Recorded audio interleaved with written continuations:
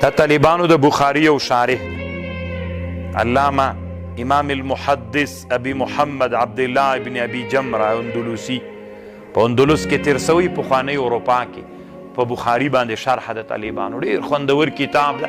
د دې کتاب نه به یو دوه درې خبرې تر دغه دا اوس مو چې سبق ویلي تر دې چې پورې وکړم. طالبانو یوه خبره علامه ابن ابي جمره مالکي داسې کړې ده، دی وایي بدایه لکه نهایه داسې نه ده. طالبان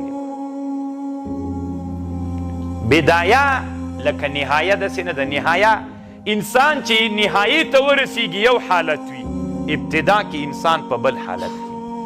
دی وایي د الله عز وجل مقصد دا ده، د الله عز وجل ډېره ښه خبر کوي، لنډه به یې وکړم. د الله عز وجل یو ډېر ښه عادت ده. عادت یې دا ده چې کوم حالت کې انسان ابتدایي حالت وي، انسان طالبانو له یو حالت بل حالت ته انسان راپورته کړي. چې راپورته یې که اول د نبی علیه السلام د نبوتونو لړۍ چې شروع سه، د نبی علیه السلام اولینی حالت څه شی؟ خوبونه ول. دا ابتدا وه طالبان. د نبی علیه السلام انتهایی حالت کم یو؟ فدنا فتدلا فقاب قوسین او ادنا. بیخي ډېره لویه مرتبه ده که نه؟ فدنا فتدلا فقاب قوسین او ادنا. قوس دې ته وي الله ته دومره نږدې سو طالبانو نبی علیه السلام لکه د دوه قوسونو په اندازه باندې. والد رحمه الله به زمونږ د نیکه نه روایت کو، وی قوس څه شي ته وایي طالبانو؟ داسې به یې لاس ونیو فدنا فتدلا فقاب قوسین او ادنا. بیخي ډېره لویه مرتبه ده طالبانو چې له خوبونو نه ابتدایي وه. نو طالبانو ابتدا لکه انتها داسې ده، انتها څومره لوړه مرتبه سوله. چا ته ورغی طالبانو؟ مثلا فرض که یو مجاهد ده، جهاد شروع که، ابتدایي حالت ده، الله عز وجل یې پورته کوي پورته کوي پورته کوي، وزیر تر جوړ کړي، پورته کوي پورته کوي، د اسلامي امت امیر المؤمنین تر جوړ کړي. جوړي که که نه؟ دا طالبانو دا ابتدا لکه انتها داسې ده. ابتدا کې غریب وي، چا وچه ډوډۍ نه درکولی. انتها کې چې را روان یې وي خواته امیر المؤمنین راغی. ابتدا لکه انتها داسې ده. خو طالبانو الله عز وجل عادت لري چې له ابتدا نه دي چې انتها ته رسوي تدریجي دې پورته کوي.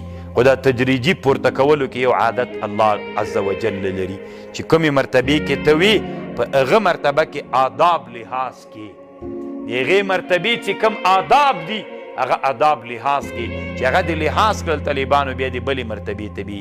بیا د چې هغه مرتبه کې وي هلته د چې آداب لحاظ کړل بلې مرتبې ته دې لیږي، بیا د بلې مرتبې ته لیږي. دومره خوندور علمي خبر ده چې ورته حیرانه بسې. یو طالب ده د ابتدا حالت ده. طالب نه طالبانو بیا الله مولا جوړ کی، بیا الله مولوی جوړ کی، بیا الله مفتی تر جوړ کی، بیا الله محدث و شیخ الحدیث تر جوړ کی، بیا شیخ المشایخ تر نه جوړ سی.